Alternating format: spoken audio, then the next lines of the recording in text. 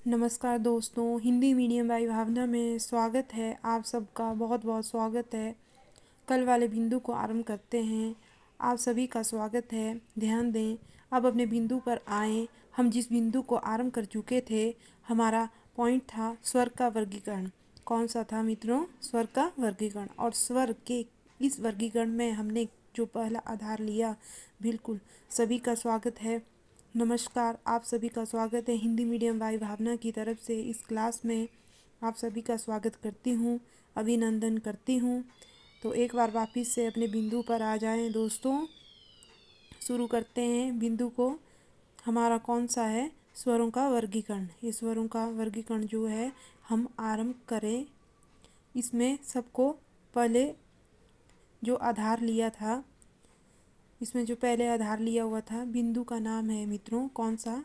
लिखना। फिर स्वरों का वर्गीकरण। इस स्वरों के वर्गीकरण को बांटने का आधार मैंने लिया है, वह कौन सा है मित्रों? पहला आया हमारे पास मात्रा व उच्चारण में लगने वाला समय। दोस्तों, मात्रा व उच्चारण में लगने वाला समय मेरे बोलने का मतलब है जब हम किसी स्वर को बोलते हैं तो कितना समय लेते हैं। मान लीजिए किसी स्वर को बोलने में 1 सेकंड लग रहा है, किसी स्वर को बोलने में 2 सेकंड लग रहे हैं, किसी में 2 से ज़्यादा स्वर लग रहे हैं। कुछ ऐसे स्वर हैं जिनको बोलने में समय कम लगता है, कुछ स्वर ऐसे हैं जिनको बोलने में समय ज़्यादा लगता है, पर इनकी मात्राएं मानी जाती है। जैसे आपने नाम सुना होगा, छोटी मात्रा, बड़ी मात्रा। बिल्कुल स्वागत है आपका हिंदी मीडियम बाई भावना की तरफ से। ध्यान दें मित्रों, अब अपने बिंदु पर आ चुके हैं। स्वागत की श्रृंखला से समझिए। पहले मुझे सुने कि कहना क्या जा रही हूँ। मेरे कहने का मतलब यह है, उससे बोलने में किसी स्वर की कितनी मात्राएं होती है, बोलने में कितना समय लगता है, उनकी जो मात्राएं मानी जाती है, इस आधार पर नाम लिखने हैं। पहला आता है दोस्तों, पहला आता है हमारे पास लघु स्वर। कौन सा आता है? लघु स्वर। दूसरा कौन सा आता है हमारे पास? दीर्घ स्वर। कौन सा आता है? दीर्घ स्वर। और तीसरा आता है हमारे पास प्लुत स्वर। कौन सा आता है? प्लुत स्वर। सारी बात जो स्वर होते हैं वो होते हैं स्वतंत्र उच्चारित। इन्हें बोलने के लिए किसी अन्य वर्ण की सहायता नहीं ली जाती, स्वर कहलाते हैं। परिभाषा के शब्दों में इसे बांधना चाहें तो हम कह सकते हैं उन्हें स्वर कहा जाता है। मात्रा या इनको बोलने में लगने वाले समय के आधार पर इन्हें 3 भागों में बांटा जा सकता है। और मोस्टली बात की जाए हिंदी संधि की दृष्टि से ज़्यादा महत्वपूर्ण प्रकार कौन कौन से हैं दोस्तों? एक तो है आपका लघु स्वर। कौन सा है? लघु स्वर होता है जिन स्वरों की एक मात्रा होती है।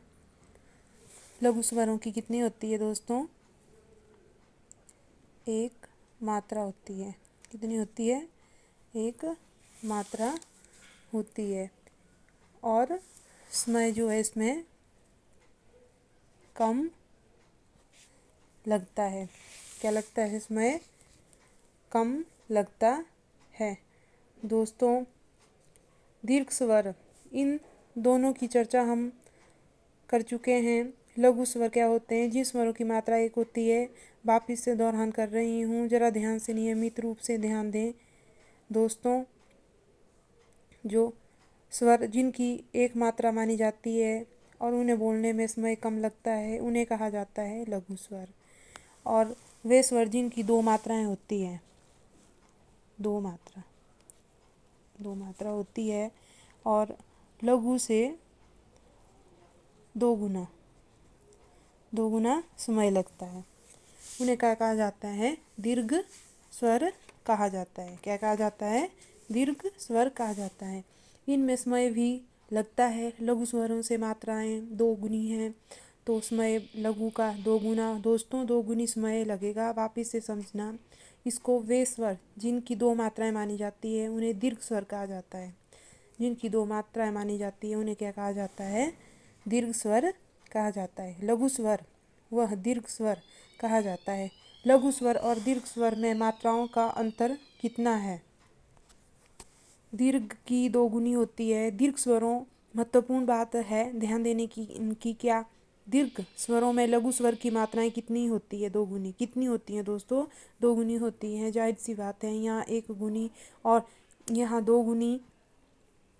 इसमें समय कम लगता है। कितना लगता है उस बात को ध्यान नहीं देंगे, केवल इस बात को लघु स्वर का जो दुगनी मात्राएं होती हैं दीर्घ स्वर में बोलने में लघु का 2 गुना लगेगा। अब ये प्लुत स्वर आ गया। कौन सा आ गया? प्लुत स्वर आ गया। प्लुत स्वर चलता है संस्कृत व्याकरण में। मोस्टली जो प्लुत स्वर है संस्कृत व्याकरण में प्रचलन में है।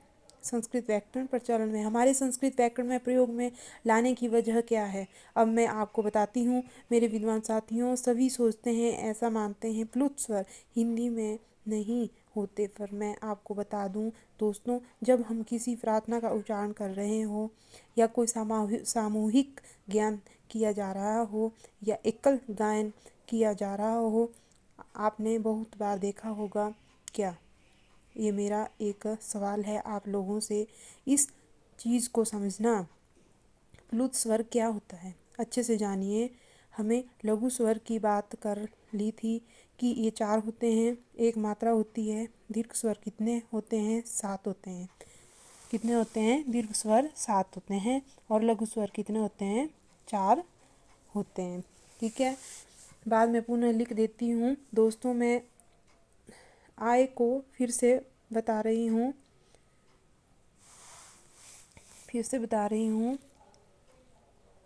अ ई उ जो है री, ये जो है 4 लघु स्वर होते हैं। और दीर्घ स्वर कौन कौन से होते हैं दोस्तों? आ, ई, उ, ए, ओ, औ। अर्थात हिंदी में स्वरों की संख्या होती है 11। कितनी होती है दोस्तों? 11। अब बात आती है प्लुत स्वर की। 11 तो हम इन दोनों में विभाजित कर चुके हैं दोस्तों। प्लुत के लिए हो कोई स्वर ही नहीं बचा। पहले यह समझिए कि क्या प्लुत होता क्या है। उसके बाद बताऊंगी कि प्लुत में कौन कौन से होते हैं। प्लुत की परिभाषा बोल रही हूँ दोस्तों, सुनना ध्यान से, आराम से सुनिए कि वे स्वर जिन्हें लंबे समय तक जिन्हें लंबे समय तक लगातार उच्चारित किया जाए। यदि हम इस स्वर को लंबे समय तक लगातार बोल देते हैं, लंबे समय तक लगातार का मतलब है कि आप स्वर का बिना रुके उच्चारण करते हो। यदि आप किसी स्वर का उच्चारण बिना रुके करते हो, जैसे ए, अब आप इस ए को कितनी देर तक बोलते रहेंगे? छोटा बच्चा मिट्टी खा कर आ गया, माँ को पता चलता है कि अभी उसको नहलाया धुलाया था, मिट्टी खा कर आ गया। गाल पेट माचा जो है रख दिया। उसके ठीक बाद एक छोटा बच्चा जो उच्चारण करता है दोस्तों, वह प्लुत ध्वनि होती है। बहुत अच्छे से समझ गए इस बात को। वापिस से मैं बोल रही हूँ, प्लुत स्वर किसे कहा जाएगा? यदि किसी स्वर को जो है लंबे समय तक लगातार बोला जाए, वह प्लुत रूप धारण कर देता है। कर देता है? प्लुत रूप धारण कर देता है लंबे समय तक। कहने का मतलब यह हुआ कि बिना रुके लगातार लंबे समय तक बोलता है। जैसे कोई गायक कलाकार होता है, गीत गाने वाला मुख्य सलाहकार हो, या फिर से कहा जाएगा दोस्तों, यदि किसी स्वर को लंबे समय तक लगातार बोला जाए तो वह प्लुत स्वर धारण कर लेता है। कहने का मतलब यह हुआ कि बिना रुके लगातार लंबे समय तक बोलते हैं। जैसे कोई गायक हो, चाहे वह सलाह गायक हो, कलाकार हो, गीत गाने वाला हो, गीत गाने से ठीक पहले वह कई ध्वनियों का उच्चारण प्लुत स्वर में रूप में करता है। कई बार हम प्रार्थना बोलते हैं, जैसे हे शारदे माँ शब्द को लंबे समय तक लगातार जो उच्चारित कर रहे हैं, वही जो होता है प्लुत जो है रूप धारण कर लेता है। बहुत आराम से समझा रही हूँ इस चीज़ को कि आपका ध्यान समझने में हो और सुनने में है। आप जो है इसे समझ पाएंगे मेरे विद्वान साथियों, जो कि लिखने पर विश्वास रखते हैं। मैं बहुत बार कह चुकी हूँ, ध्यान दें। आपका जो है समझने व सुनने में होना चाहिए ध्यान। अगर आपको अच्छे से समझ आ रहा होता है तो लाइक करो, सब्सक्राइब करो, शेयर करो और बेल आइकन पर प्रेस करो। यदि यदि अभी तक आपने चैनल को सब्सक्राइब लाइक नहीं किया है तो अभी कीजिए दोस्तों। जो मैं लिख रही हूँ उस पर स्क्रीनशॉट लो। यदि स्वर को लंबे समय तक लगातार बोला जाए तो वह प्लुत रूप धारण कर देता है। अब बात आ गई है कैसे। एक मात्रा वाले को दिया लघु स्वर, दो मात्रा वाले को स्वर को क्या कहा जाता है दोस्तों? दीर्घ स्वर। और ये तीन मात्रा वाले को मैं कहूँ कि दो से अधिक मात्रा वाला कोई स्वर आए तो वे कौन सा कहलाएगा? प्लुत स्वर कहलाएगा। एक शब्द आपने जो है खूब बार सुना होगा दोस्तों, भाषा में तीन लिखा है। क्या लिखा है? भाषा में जो है तीन लिखा है।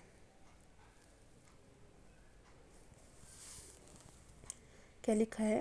तीन। देवनागरी रूप में जो तीन का अंकों में रूप लिखा हुआ है।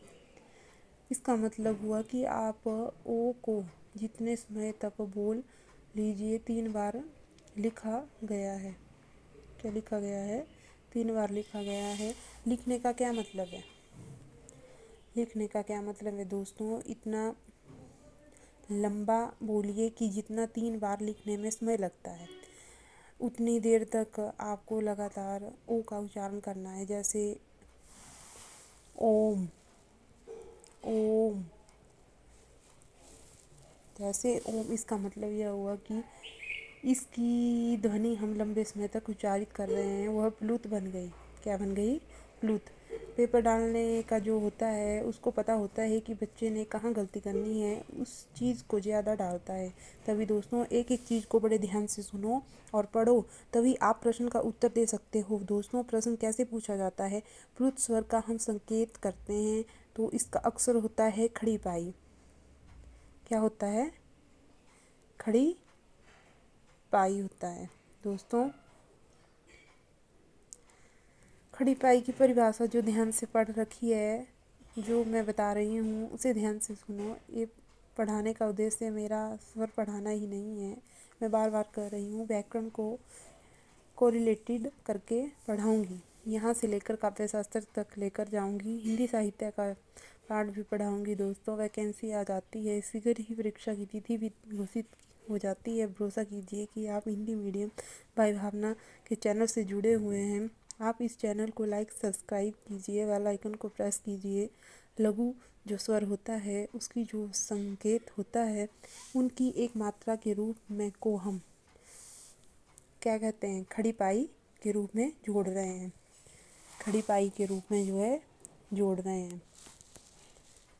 दीर्घ स्वर को होता है उल्टा दो की बार। कैसे जोड़ा होता है दोस्तों?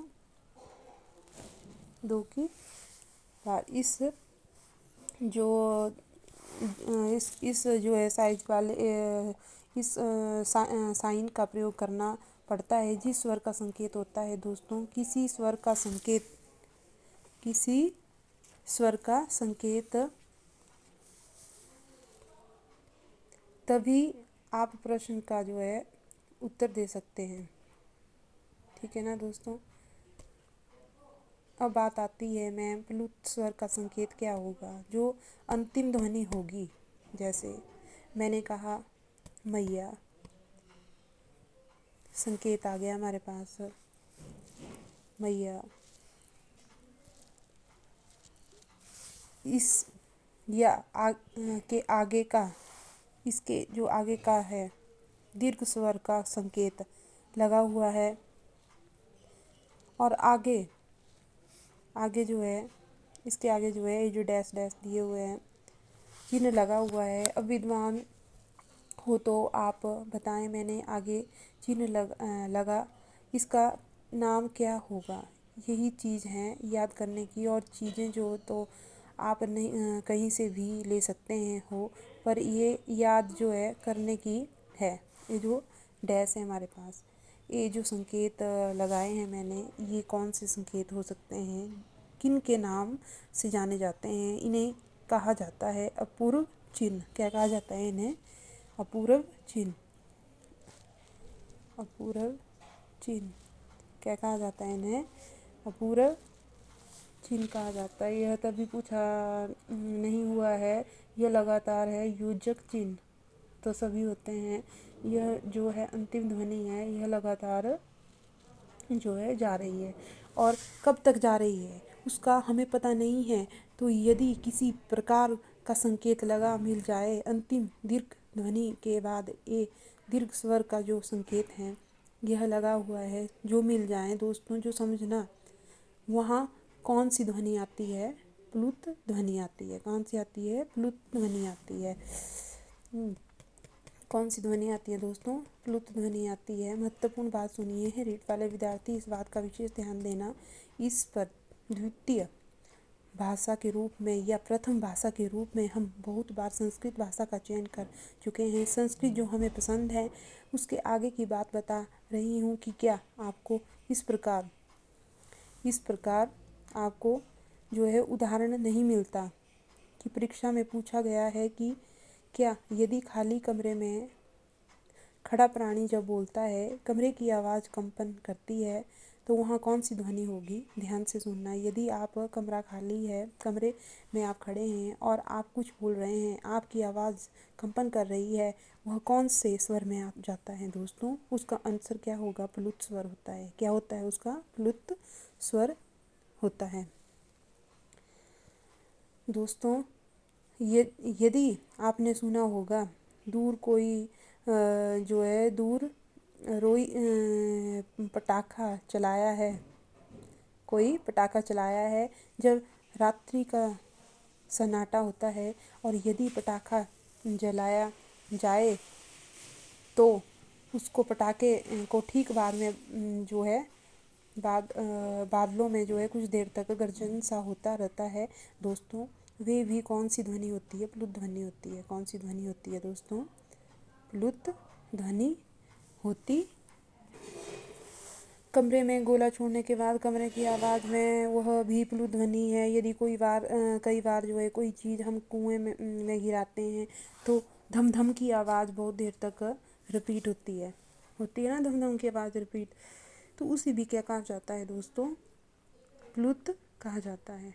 अब बहुत समझ के जो है आ गया होगा आपको कि बिल्कुल बिल्कुल अब तो आपको प्लुत अच्छे से समझ आ गया दोस्तों। अब मैं आगे पढ़ने जो है जा रही हूँ कि प्लुत स्वर कौन कौन से होते हैं। अगर प्लुत स्वर की संख्या पूछ ली जाए तो संख्या होगी 8। कितनी होगी? 8। प्लुत स्वरों की संख्या होगी 8। ये 8 कौन कौन से होते हैं? 8 स्वरों में कौन कौन से आते हैं? पहला तो अ आता है। पहला जो है अ आता है दोस्तों। अ में जो है +7 किए जाते हैं। दीर्घ में जो 7 स्वर होते हैं जोड़ के हम इन्हें प्लुत में बदल सकते हैं। एक जो है आपका कौन सा आया? अ।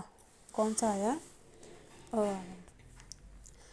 अब आपके जहन में सवाल उठेगा कि मैम ह्रस्व स्वरों में अ को शामिल कर दिया, यहाँ पर ई ऊ री इनको आपने प्लुत स्वर में क्यों नहीं गिना? ध्यान देना दोस्तों, बहुत अच्छी बात बता रही हूँ। यदि जो है अ ई लघु ई को लंबे समय तक लगातार बोलेंगे दोस्तों तो ये प्लुत बनने से पहले ही दीर्घ बन जाती है। क्या बन जाती है? दीर्घ बन जाती है। ई, जैसे आपने ई को लंबा उच्चारित किया कि ई दीर्घ में बदल गई। ई दीर्घ स्वर आपका जो है प्लुत में बदलेगा। लेकिन क्यों क्यों लघु स्वर दीर्घ में बदल जाता है और उसके बाद उसका रूप जो है प्लुत में बदलता है? किस में बदलता है? रूप जो है प्लुत में बदलता है। कईयों को दिमाग में आ रहा है कि जो है 9 होते हैं। क्यों? क्योंकि मूल व्याकरण व संस्कृत में प्लुत स्वरों की संख्या होती है 9। कितनी होती है? 9। क्योंकि वहाँ दीर्घ री को शामिल किया जाता है तो प्लुत स्वरों की संख्या 9 हो जाती है। कितनी हो जाती है? 9 हो जाती है। हिंदी में पूछा जाए तो कितने होते हैं? 8। बिल्कुल है। बातें हम पढ़ रहे हैं, क्या होते हैं, कैसे होता है, बस आराम धैर्य से सुने। मात्रा व इनको बोलने में जो है कहाँ से पूछे जाते हैं, परीक्षा की दृष्टि से हमें याद रखने की बात है कि लघु स्वर कौन से होंगे और दीर्घ स्वर कौन से होंगे, क्योंकि जानना जो है बहुत ज़रूरी है। संधि सबसे ज़्यादा प्रयोग हस्व और दीर्घ का ही है। बिल्कुल दोस्तों, अगर आपने जो है शॉट जो है स्क्रीन शॉट नहीं लिया है तो ले लीजिए दोस्तों। उसके बाद जो है हम आगे बढ़ते हैं। ध्यान दें अब इसका जो है अब दूसरा आधार आता है स्वरों के वर्गीकरण का। ध्यान देना। ओष्ठ दोस्तों, ओष्ठ आकृति के आधार पर बहुत अलग सी चीज़ बता रही हूँ। ध्यान देना दोस्तों, रटना नहीं है। मैं आराम आराम से आपको समझा रही हूँ। मैं जो हूँ हर बात को मैं बहुत बार दोहरा देती हूँ। लिखने की आवश्यकता नहीं है। आपका उद्देश्य लिखना नहीं है चाहिए जी दोस्तों। अगली बात आती है ओष्ठ आकृति के आधार पर स्वरों का वर्गीकरण कितने आधार पर होता है दोस्तों? 2 होता है। ये 2 भाग कौन कौन से हैं? एक आता है दोस्तों वृत्ताकार। क्या आता है? वृत्ताकार। और दूसरा आता है अवृत्ताकार। किसी भी स्वर का उच्चारण करते हैं, होंठों की आकृति होती है, उसी के आधार पर ओष्ठ आकृति का नाम रख दिया जाता है। क्या रख दिया जाता है? ओष्ठ आकृति का नाम। और उसी के आधार पर प्रकार भी 2 रख दिए जाते हैं। कौन कौन से होते हैं? वृत्ताकार और अवृत्ताकार। वृत्ताकार की संधि जो होती है वृत्त जमा आकार। क्या होती है? वृत्त जमा आकार। स्वर जिनका उच्चारण रखे समय होंठ वृत्त की तरह गोल होते हैं, या मैं सरल शब्दों में कहूँ मुंह गोल खुलता है, होंठ ऐसा लगता है गोल वृत्त की तरह खुल रहे हैं। ओष्ठ आकृति वृत्त की तरह गोल खुलते हैं दोस्तों, या वृत्त के आधार में खुलते हैं। उन्हें क्या कहा जाता है? वृत्ताकार स्वर कहा जाता है। क्या कहा जाता है दोस्तों? वृत्ताकार स्वर कहा जाता है। दूसरा अवृत्ताकार। यहाँ जो है और केवल एक अंतर होता है। क्या? क्या होता है? अ उपसर्ग जुड़ा है। दूसरे प्रकार जो है ये दोस्तों अ जुड़ा हुआ है। जब अ जुड़ा होता है तो दोस्तों तब पता चलता है कि क्या? नहीं। अ का क्या मतलब होता है? नहीं। क्या होता है? नहीं। नहीं तो इसका मतलब हुआ यह जिनको बोलते समय होंठ वृत्ताकार में खुलते हों। किस प्रकार में? वृत्त के आकार में खुलते हैं। वो कौन सा होता है? वृत्ताकार स्वर। और जो है यहाँ अ का मतलब होगा नहीं, अर्थात वृत्त के आकार में खुलते हैं। वह कौन सा होता है? वृत्ताकार स्वर। और यहाँ अ का मतलब होगा नहीं, अर्थात वृत्त के आकार में नहीं खुलते। वृत्त के आकार में होंठ नहीं खुलते तो वहाँ कौन सा होता है दोस्तों? अवृत्ताकार होता है। कौन सा होता है? स्वर। दूसरा नाम भी याद रखना है। वृत्ताकार जो स्वर होता है दोस्तों उसे क्या कहा जाता है? और वृत्तमुखी कहा जाता है। क्या कहा जाता है? वृत्तमुखी। क्या कहा जाता है? वृत्तमुखी, अर्थात मुख की वृत्त की तरह करने वाले अवृत्ताकार को कह सकते हैं अवृत्तमुखी। क्या कह सकते हैं? अवृत्तमुखी। अब यहाँ समस्या नहीं होगी कि वृत्ताकार क्या होता है और अवृत्ताकार क्या होता है। शब्दों को जो गौर से सुनोगे, गौर से पढ़ोगे तो शब्द में ही हिंदी की परिभाषा छुपी हुई है। क्या छुपी हुई है? हिंदी की परिभाषा छुपी हुई है। समस्त हिंदी व्याकरण में आपको कोई और परिभाषा नहीं पढ़ाऊंगी, किसी टॉपिक को परिभाषा नहीं पढ़ाऊंगी। ये जो है रट लीजिए, केवल और केवल शब्द समझना है, परिभाषा आप स्वयं बता देंगे कि मैम इस शब्द के अनुसार तो इसका मतलब क्या होगा। मतलब परिभाषा यह होना चाहिए दोस्तों। देखो, वृत्ताकार का मतलब क्या होगा? वृत्त के आकार में किसी आकृति, ओष्ठ की आकृति, वे स्वर जिनको बोलने में ओष्ठ की आकृति, वे स्वर जिनको बोलने में ओष्ठ की आकृति वृत्त की आकार में होता है या वृत्तमुखी हो जाता है, उन्हें वृत्ताकार या वृत्तमुखी कहा जाएगा। क्या कहा जाएगा? वृत्ताकार और वृत्तमुखी कहा जाता है। और इन स्वरों को बोलते समय वृत्त की आकृति वृत्त को आकार में नहीं होती, अजुड़ा है, अजुड़ा है। उस अ उपसर्ग क्या होता है? नहीं, वे स्वर जिनको बोलते समय कौन से वृत्त के आकार में नहीं खुलते, उन्हें क्या कहा जाता है? अवृत्तमुखी, अवृत्ताकार कहा जाता है। अब बात आती है क्या कौन से वृत्ताकार होते हैं और कौन से अवृत्ताकार होते हैं। ध्यान दीजिए, वृत्ताकार पूछे जाएं तो एक शब्द आता है दोस्तों, उ, उ, ओ, औ। क्या आता है? औ। ये जो 4 स्वर होते हैं, वृत्ताकार स्वर होते हैं, रटना नहीं है, परिभाषा समझ में आ गई है। समझ में आ गई होगी तो कौन कौन से स्वर आ गया दोस्तों? एक तो लघु स्वर उ, एक दीर्घ उ, एक ओ और एक औ। इन 4 स्वरों को कहा जाता है वृत्ताकार। क्या कहा जाता है इनको? वृत्ताकार वह वृत्तमुखी। क्या जाता है? शेष रहे सभी चले जाएंगे। अवृत्ताकार में यहाँ पर कौन कौन से हैं से आ जाएंगे दोस्तों? कौन कौन से आ जाएंगे? अ, आ, इ, इ, री, ए, ए, ई। 1 2 3 4 5 6 7, 7 स्वरों को कहा जाएगा अवृत्ताकार, वह अवृत्तमुखी। क्या कहा जाएगा? अवृत्ताकार या अवृत्तमुखी। यहाँ पर जो है ध्यान देने वाली बात है, हमारे व्यंजनों का वर्गीकरण आएगा। जब वर्णों का उच्चारण उच्चारण के आधार के स्थान पर पढ़ोगे तो उस समय आपको पूछूंगी उ, उ वृत्ताकार होता है या अवृत्ताकार होता है, क्योंकि इनका स्थान जो है ओष्ठ वर्णों में गिना जाता है। किन वर्णों में गिना जाता है? ओष्ठ वर्णों में। ओष्ठ स्वर को भी कहा जाता है वृत्ताकार का, मैं बार बार बता रही हूँ। आगे जो है पढ़ाने वाले बिंदु का संकेत दे रही हूँ, इस बारे में चर्चा करने वाली हूँ। और यदि पुरानी पढ़ाई जाने वाली आवश्यकता पड़ी तो हमें उसे जो है उसे भी पढ़ाऊँगी कि पहले जो है हम इस बिंदु के बारे में पढ़ चुके हैं। अब आगे पढ़ते हैं दोस्तों।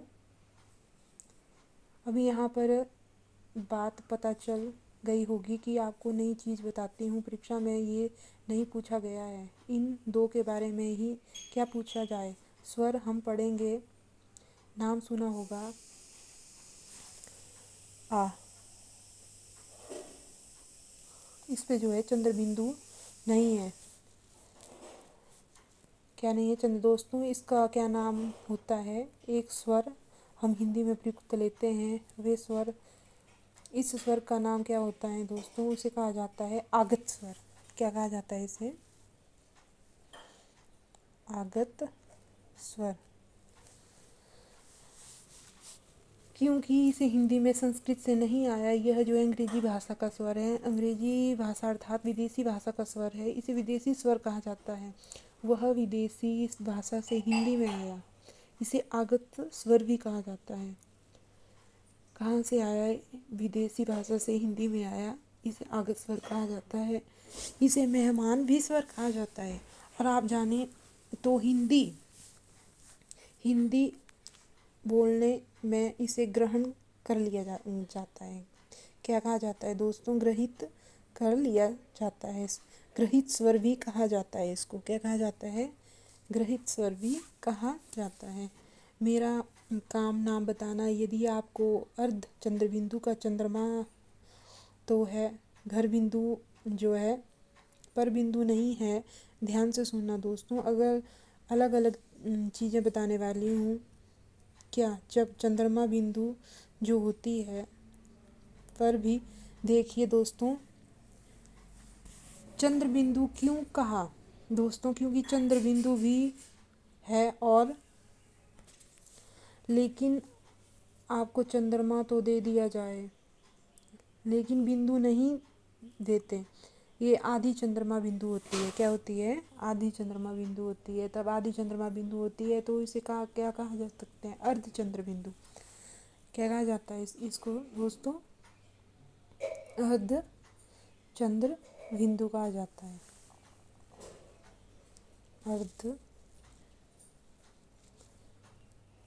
अर्ध चंद्र बिंदु कहा जाता है इसको। क्या कहा जाता है दोस्तों? अर्धचंद्र बिंदु।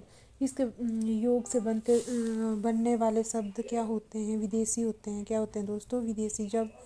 जब मैं आपको विदेशी शब्द बताऊंगी, विदेशी शब्दों को कैसे पहचाना जाता है, तत्सम और तद्भव को कैसे पहचाना जाता है, आप लगातार बने रहें। प्रतियोगिता मैं आने वाली चीज़ें ये आपको आपके जो है सामने रखने वाली हूँ। ऐसे तथ्य रखने वाली हूँ हर जगह। या मैं कहूँ कि 4-5 जो है ग्रंथ पढ़ लेते हैं, इसके बावजूद वास्तविक कॉन्सेप्ट को नहीं समझ पाएंगे जो मैं आपके सामने रखने वाली हूँ। केवल एक बिंदु के लिए नहीं, मैं आपको भरोसा दिलाती हूँ, यह पूरा पाठ्यक्रम चलने वाली क्लास है। आप लगातार बने रहें, हिंदी मीडियम बाई भावना से जुड़े रहें। आपको हर वीडियो मिलती रहेगी। बने रहें, हिंदी मीडियम बाई भावना से जुड़े रहें, आपको हर वीडियो मिलती रहेगी चैनल पर।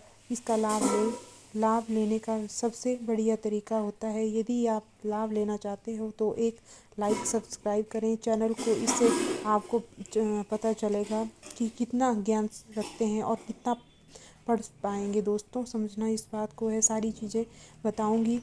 काव्य शास्त्र की भी, साहित्य भी, कक्षा 11वीं और 12वीं की पुस्तकों भी, स्कूल व्याख्याता भर्ती वाले मेरे दोस्त हैं, उनको भी मैं पढ़ाने वाली हूँ।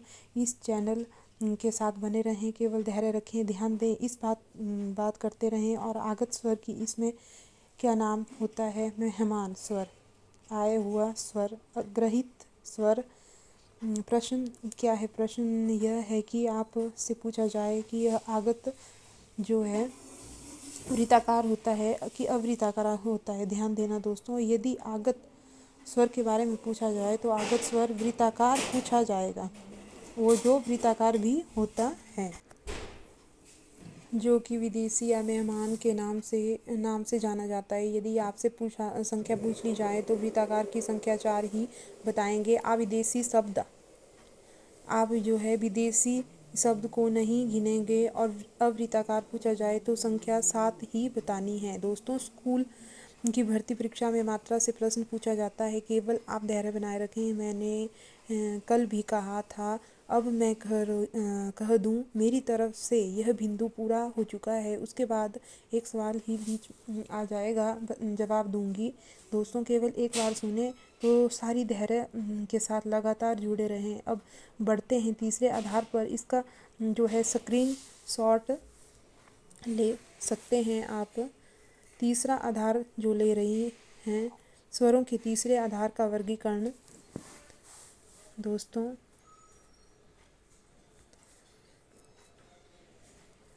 जीव की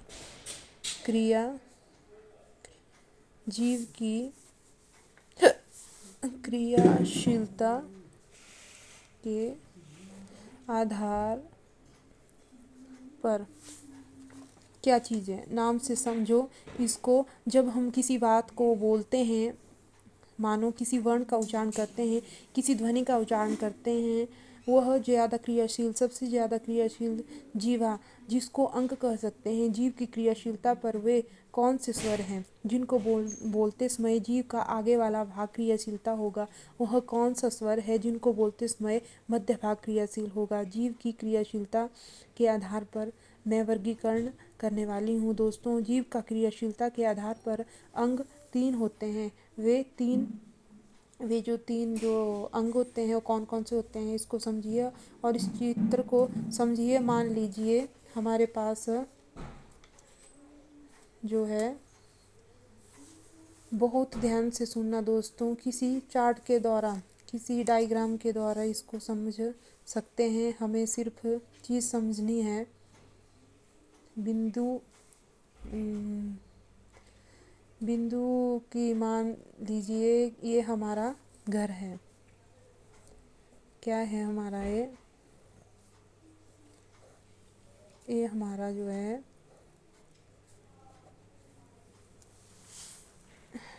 मान लीजिए हमारा घर है और हम सभी यहाँ पर खड़े हुए हैं। यहाँ पर क्या हुए हैं? खड़े हुए हैं। पहले यहाँ दौड़कर जो है घर तक कौन पहुँचता है? कुछ मेरे मित्र आरंभ करते हैं। वह दौड़ते दौड़ते आ चुके दोस्तों, दौड़ते दौड़ते आ चुके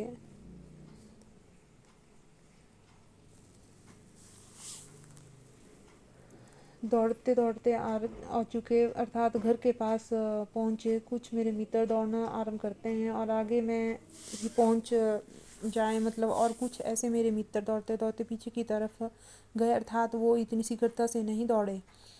ध्यान दीजिए दौड़ने में धावक नहीं थे।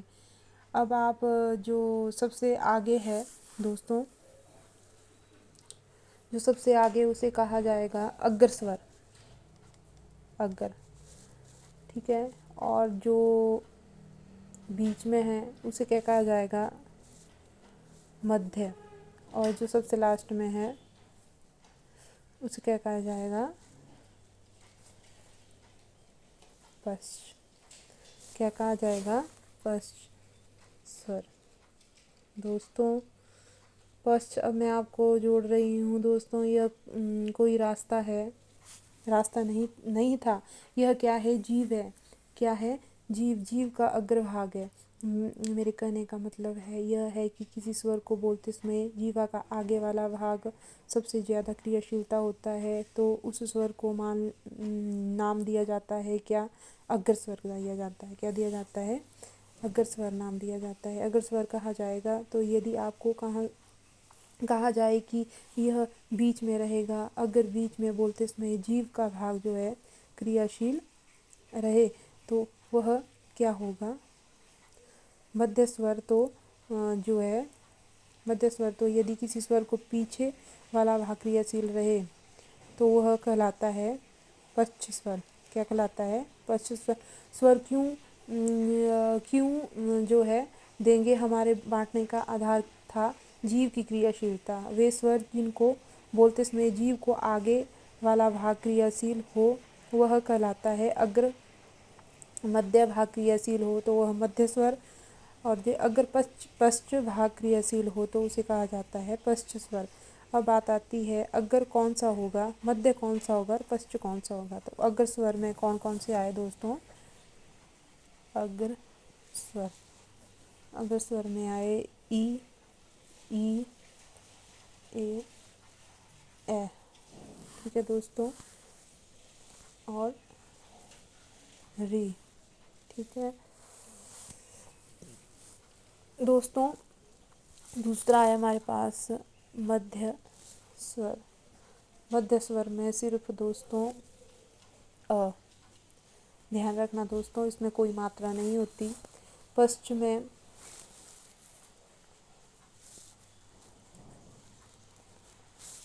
में आया हमारे कौन से? आ, उ, उ, ओ, औ। मैंने इनको कैसे लिखा? अग्र स्वर कौन? देखिए मैं आपको बार बार क्लियर करवा रही हूँ। अ जो होता है उदासीन स्वर होता है। क्या होता है? उदासीन स्वर होता है। यह गृह के रूप में भी बदल सकता है। इसकी मात्रा का संकेत स्वतंत्र नहीं होता, बल्कि जब से जुड़ता है अलग सा स्थान ले लेता है। ये सब चीज़ जो है, जब मात्रा संबंधी बिंदु पढ़ाऊँगी तब उसमें संकेत करने वाली हूँ। अभी मैंने मात्रा नहीं पढ़ाई। दोस्तों, मध्य को केवल एक स्वर याद रखना है। अस्वर सभी स्वरों में बिना मात्रा के यही लिखा जा रहा है, अर्थात सबसे छोटा है, घर में सबसे छोटा है। उसको हम घर के मध्य अ में रख रहे हैं, अर्थात बीच में रख रहे हैं। अस्वर कौन सा होता है? मध्य स्वर होता है। उसके बाद आएगा अ के बाद आ जाएगा पश्च स्वर में लिखा जाएगा। ऊपर लिख दीजिए ई उ ऊ, नीचे लिख दीजिए। उसके बाद री अकेला है, छोड़िए, और ए और ए को ऊपर लिख दीजिए। ओ और औ को नीचे लिख दीजिए। अब नीचे ध्यान दो, हम 5 स्वर लिख रहे हैं। आ उ औ ओ औ। री ऊपर लिख दिया ताकि सब बराबर हो सके। यह तरीका यदि आपको याद नहीं होगा तो तीसरा तरीका बताती हूँ दोस्तों, फिर से सुनिए।